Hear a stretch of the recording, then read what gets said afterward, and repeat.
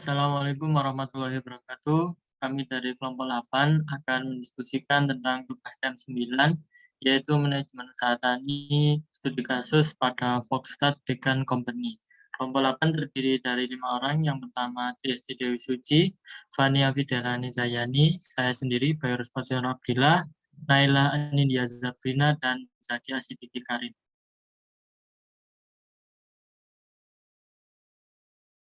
Dan next.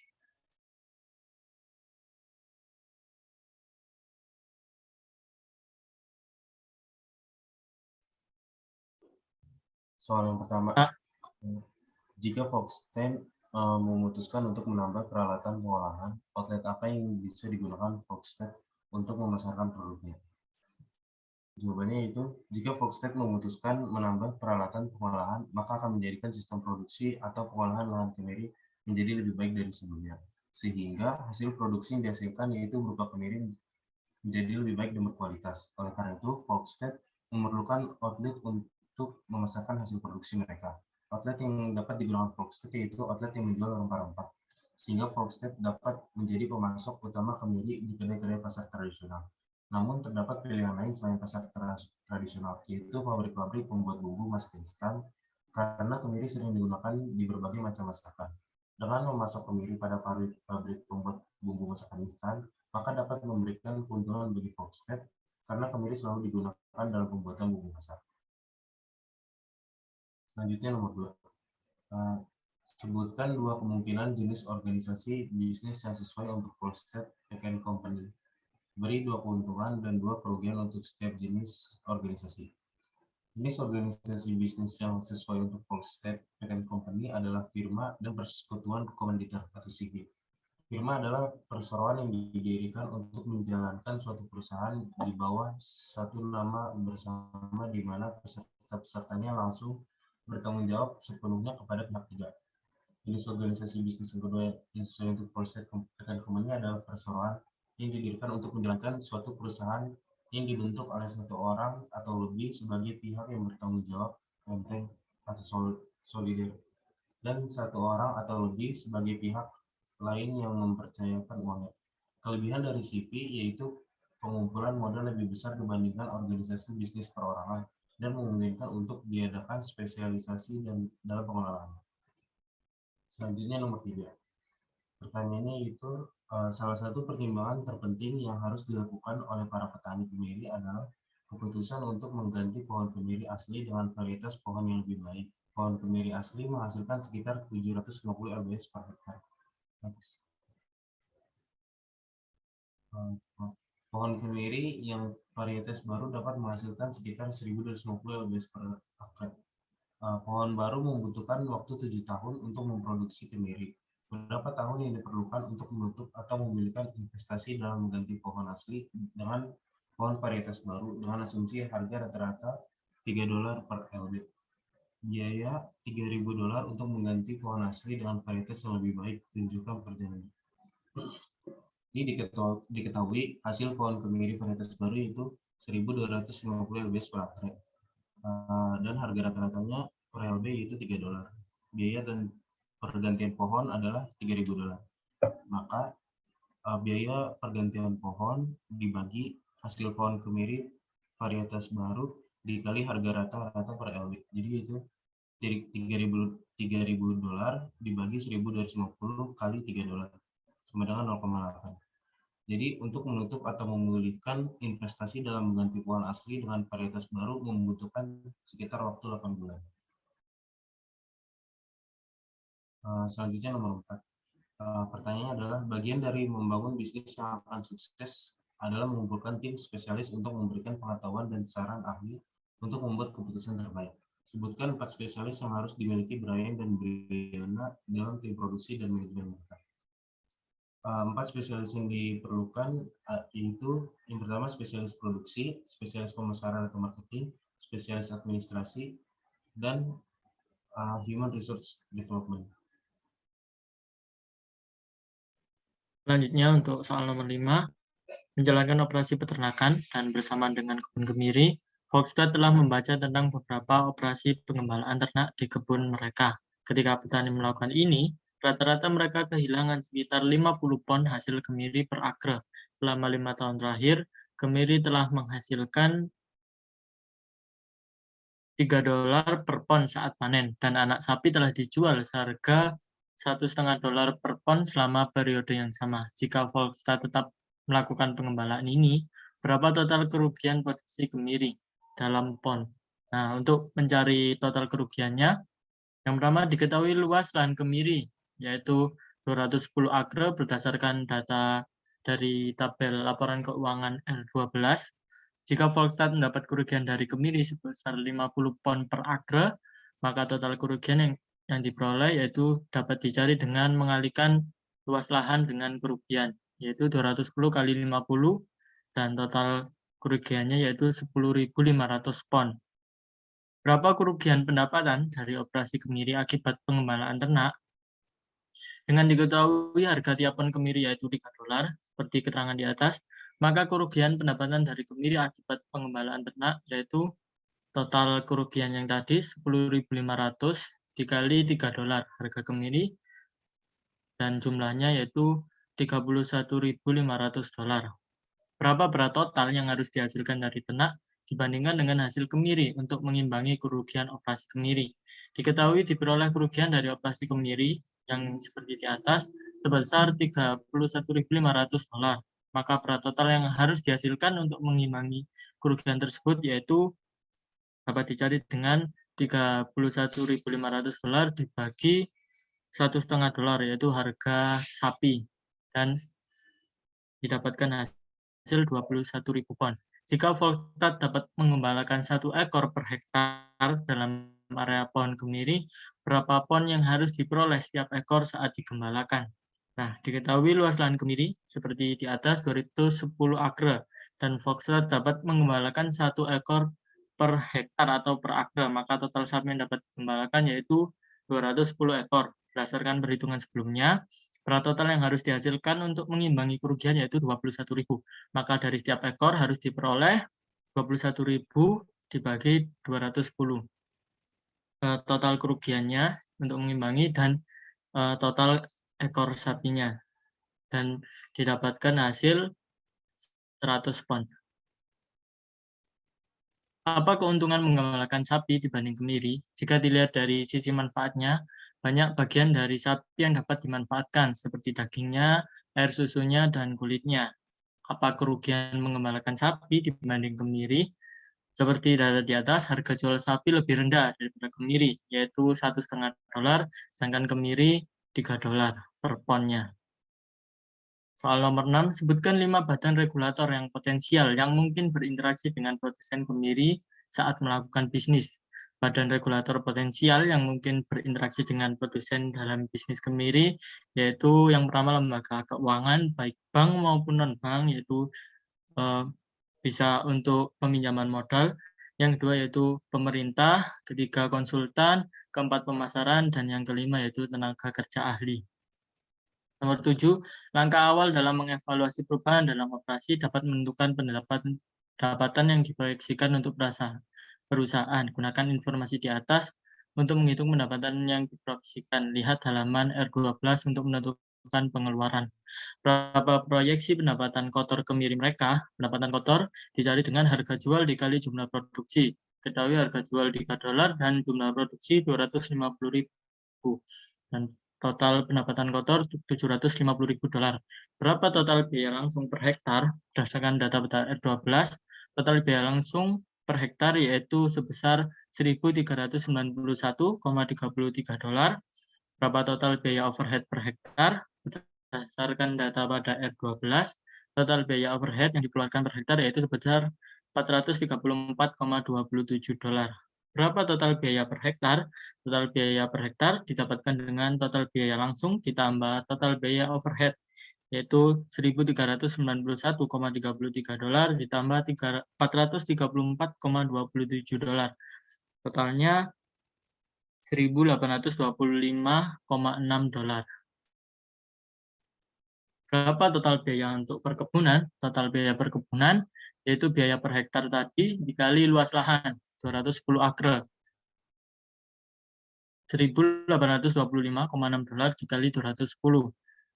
Totalnya 383.376 dolar. Berapa total pendapatan bersih perkebunan? Pendapatan bersih didapat dari pendapatan kotor dikurangi total biaya perkebunan.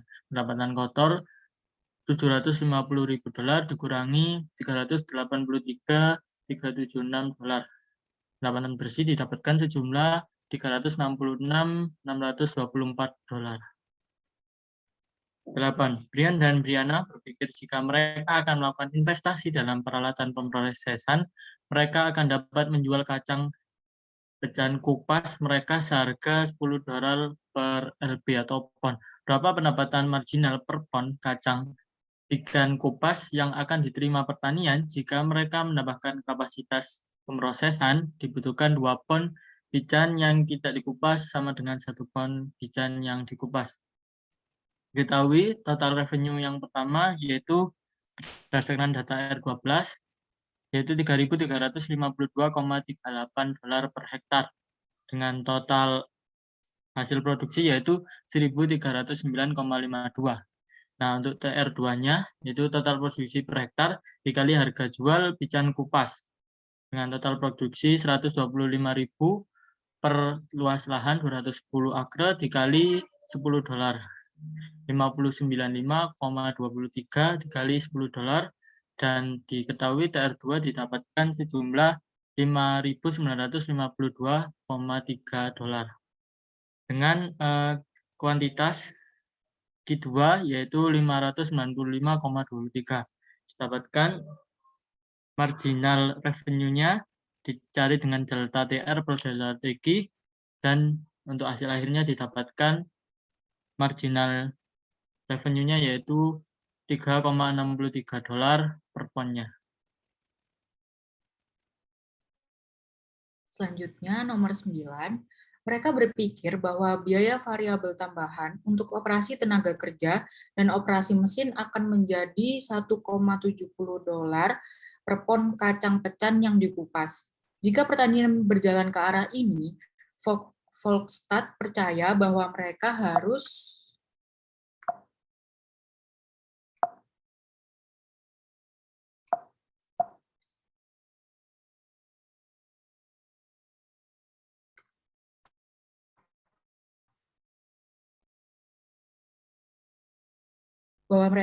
menekan $3,50 per pon kacang pecan yang dikupas untuk resiko mereka dan menambah tenaga kerja di pihak mereka. Berapa banyak pendapatan marginal yang dapat disumbangkan untuk membayar biaya tetap? Pendapatan marginal yang dapat disumbangkan untuk membayar biaya tetap ialah sebesar $0,20 per lb, sehingga nantinya pendapatan marginalnya akan didapatkan sebesar $250.000 kali $0,20 yang mana menghasilkan $50.000. Nomor 10, berapa banyak uang tunai yang harus disumbangkan Volkswagen setiap tahun untuk biaya tetap? Uang tunai yang harus disumbangkan oleh Volkswagen setiap tahunnya untuk biaya tetap yang sesuai dengan total pengeluaran overhead yaitu sebesar 434,27 pada lahan yang terdapat irigasi dan 7,02 untuk lahan kering, di mana biaya tetap tersebut terdiri dari bunga, lahan, mesin dan perlengkapan, serta kendaraan. Selanjutnya nomor 11, berapa banyak utang yang dapat didukung oleh Volkswagen dengan pendapatan ini? Adapun beberapa hutang yang harus dibayarkan oleh Volkswagen yang terdiri dari kewajiban lancar, kewajiban antara, dan juga kewajiban jangka panjang. Biaya hutang yang harus dibayar pada tahun 2017 ialah sebesar 419.384 dan pada tahun 2018 ialah sebesar 414.287. Selanjutnya nomor 12, sebutkan 4 faktor resiko yang harus dipertimbangkan oleh Volkswagen jika mereka melakukan ini. Yang pertama yaitu mengalami kegagalan dalam panen, yang kedua jumlah pesaing bisnis akan semakin bertambah, yang ketiga terjadinya kekurangan modal, dan yang terakhir yaitu harga jual dari hasil panen berfluktuasi.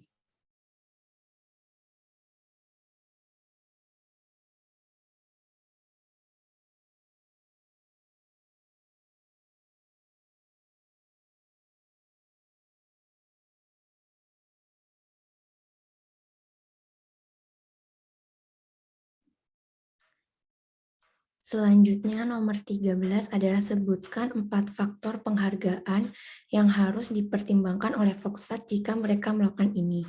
Jawabannya adalah 4 faktor penghargaan yang harus dipertimbangkan oleh Volkswagen, yaitu yang pertama ada program perusahaan, yang kedua adalah capaian prestasi kerja, yang ketiga adalah senioritas, dan yang keempat adalah panduan intensif.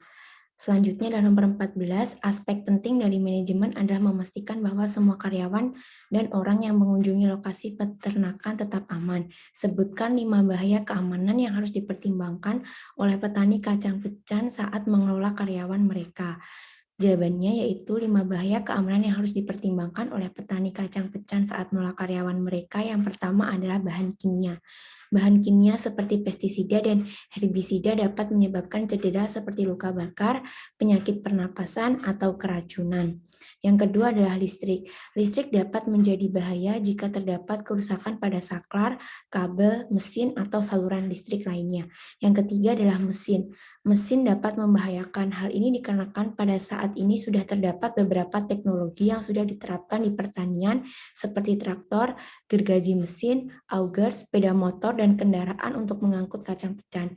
Jika kondisi mesin tersebut tidak dirawat atau sering diservis, dapat menyebabkan terjadinya kerusakan yang resikonya adalah bisa menyebabkan tabrakan atau jatuh dari sepeda motor, kendaraan pengangkut, dan traktor yang bisa mengakibatkan cedera. Yang keempat adalah kecelakaan kerja. Kecelakaan kerja ini dapat terjadi karena dipengaruhi oleh beberapa faktor seperti umur, jenis kelamin, masa kerja, tidak menggunakan alat pelindung diri dengan baik, dan juga perilakunya. Yang kelima adalah cuaca lingkungan. Cuaca lingkungan yang tidak menentu atau pada saat musim panas ini dapat membahayakan para pekerja pertanian. Hal ini dikarenakan cuaca yang panas dapat menyebabkan para pekerja beresiko terbakar sinar matahari, terkena sengatan panas, dehidrasi, dan hipotermia. Selain itu, tubuh yang panas dapat menimbulkan penyakit sampai menyebabkan kematian. Nomor 15 adalah sebutkan 6 kemungkinan bahaya produksi alami untuk operasi kacang pecan. Pada dasarnya, kegiatan pertanian ini bergantung pada kondisi iklim, cuaca, dan ketersediaan air. Oleh sebab itu, pada kegiatan pertanian terdapat resiko kemungkinan bahaya produksi alami yang dikarenakan kegiatan pertanian sangat mudah dipengaruhi pada bencana seperti banjir, badai, kekeringan, terdapat hama dan penyakit, serta kebakaran. Pada kelima poin di atas merupakan beberapa faktor yang dapat menyebabkan petani gagal panen, dapat merusak alat-alat pertanian, dan dapat mengakibatkan cedera pada pekerja lahan. Nomor 16 adalah sebutkan 6 kemungkinan bahaya produksi buatan manusia terhadap operasi kacang pecan. Pada dasarnya, semua kegiatan pasti memiliki resiko. Contohnya adalah pada kegiatan pertanian. Pada kegiatan pertanian juga terdapat kemungkinan bahaya produksi buatan manusia yang dapat menyebabkan menurunnya hasil produksi dan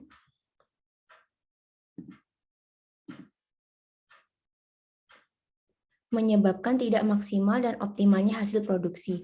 Dalam studi kasus tersebut, bahaya produksi yang mungkin terjadi yaitu sebagai berikut.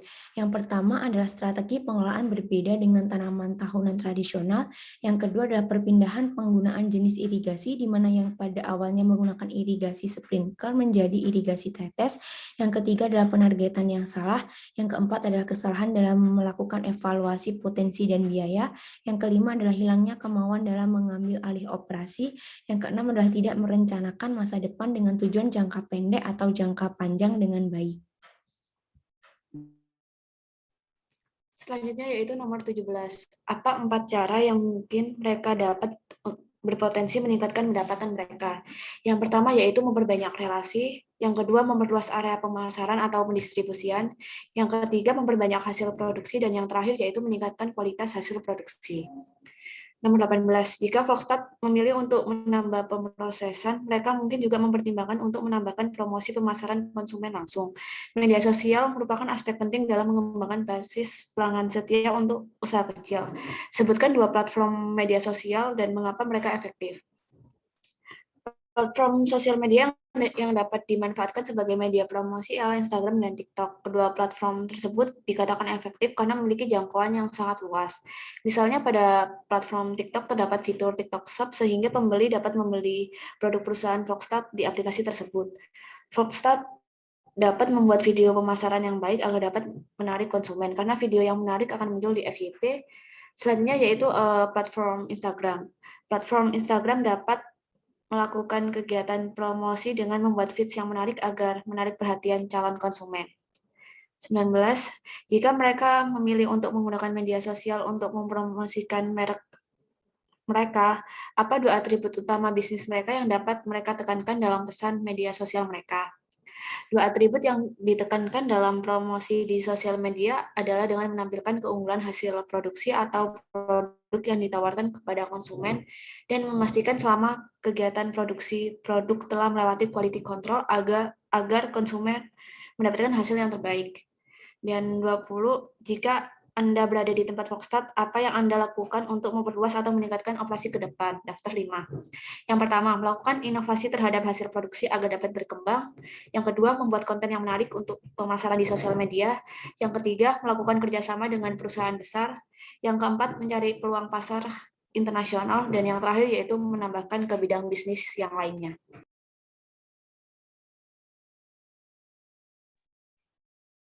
Kemudian hasil diskusi dari kelompok kami, kelompok 8. Kurang kami mohon maaf. Terima kasih atas perhatiannya. Wassalamualaikum warahmatullahi wabarakatuh.